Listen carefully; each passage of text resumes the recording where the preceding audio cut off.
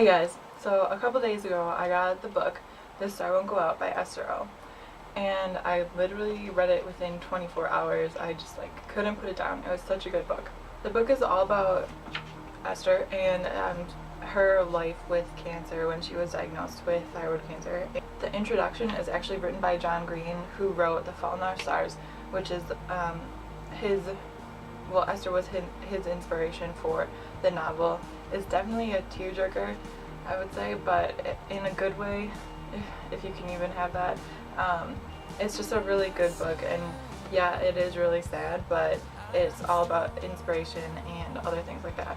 I even started crying in just the introduction because you can just tell what a big inspiration she was to John and his books and his writings. And I think he puts it nicely when he's talking about Esther and what she said her happiest moment was, and this is what he said. Esther told me that her happiest memory had occurred a year back when she was hospitalized with pneumonia and thought to be dying. She spoke about having her whole family around her, holding hands with them, feeling connected to these people who loved her infinitely. She used the word at some point referring to her family's love, infinite. And I thought about how infinity is not a large number. It is something else entirely. It is boundlessness. We live in a world defined by its boundaries. You cannot travel faster than the speed of light. You must and will die. You cannot escape these boundaries, but the miracle and hope of human consciousness is that we can still conceive of boundlessness. So this book is divided into different parts. There's the introduction by John, and then it goes into a little background on Esther and her life and characteristics about her and stuff.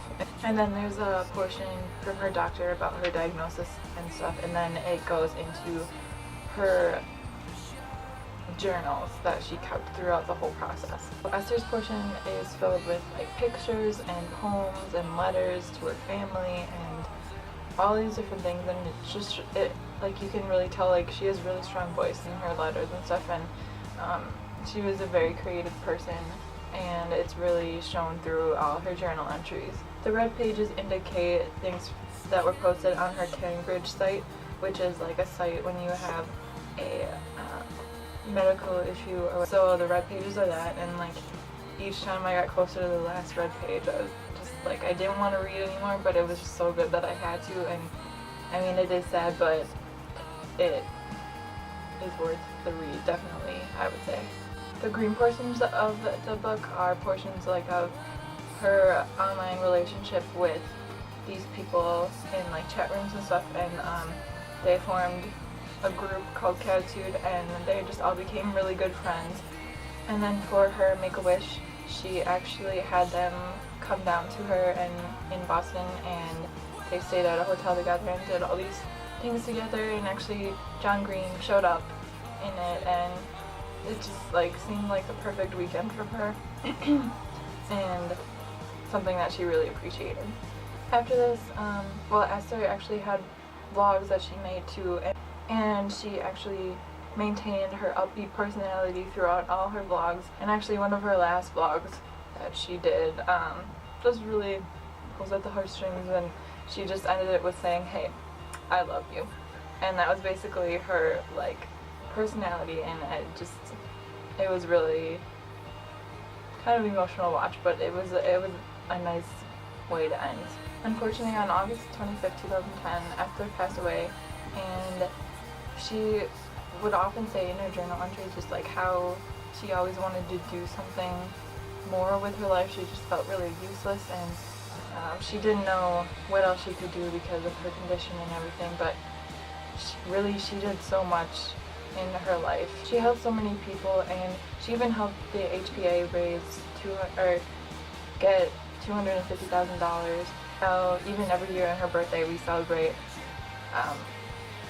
John Green asked her what she wanted to have people celebrate on her birthday each year, and she said just to love each other and about family and friends and things like that. And I think that's a really strong message for someone who is going through that, and just how much she actually cares about other people and wanted to help them.